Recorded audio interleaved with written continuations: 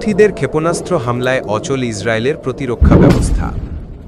ইসরায়েলের বিভিন্ন স্থানে একের পর এক ক্ষেপণাস্ত্র ছুড়ে চমকে দিয়েছে ইয়েমেনের হুথি বিদ্রোহীরা। ইসরায়েলি সেনারা জানিয়েছে 15টিরও বেশি প্রতিরক্ষা ক্ষেপণাস্ত্র ছোড়া হলেও অধিকাংশ ইয়েমেনি মিসাইলকে আটকানো যায়নি। এতে স্পষ্ট হয়েছে ইসরায়েলের আকাশ প্রতিরক্ষা ব্যবস্থার সীমাবদ্ধতা। ইসরায়েলি বিশেষজ্ঞরা বলছেন, হুথিদের ছোড়া ক্ষেপণাস্ত্রগুলো বিদারণ বা ক্লাস্টার ওয়ারহেড যুক্ত, যা একসাথে আকাশে ভেঙে ছোট ছোট অংশে ছড়িয়ে পড়ে, ফলে প্রতিটি অংশকে প্রতিহত করা কার্যত অসম্ভব।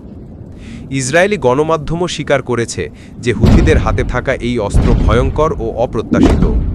প্রশ্ন উঠছে, এত বিপুল সংখ্যক ক্ষেপণাস্ত্র হুথিদের হাতে এলো কোথা থেকে? তারা কিভাবে এত বড় আক্রমণ চালানোর মতো সামরিক সক্ষমতা গড়ে তুলল? এ নিয়ে তেল আবিবে উদ্বেগ বাড়ছে। আক্রমণগুলোতে এখন ইসরায়েলের ভেতরে আতঙ্ক ছড়িয়ে পড়েছে। সাধারণ মানুষ ভাবছে, প্রতিরক্ষা ব্যবস্থা যদি ব্যর্থ হয় তাহলে কোথায় গিয়ে লুকানো সম্ভব? এরই মধ্যে ইসরায়েল ইয়েমেনের রাজধানী সানা সহ হুথিদের ঘাঁটিতে পাল্টা বিমান হামলা শুরু করেছে, কিন্তু পরিস্থিতি সামলানো কঠিন হয়ে যাচ্ছে।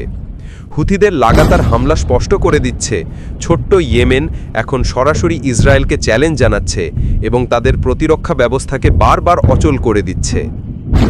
এমন সব আপডেটের জন্য বিটিভিকে লাইক এবং ফলো করুন এবং আপনার মূল্যবান মতামত প্রদান করে ভিডিওটি শেয়ার করে দিন।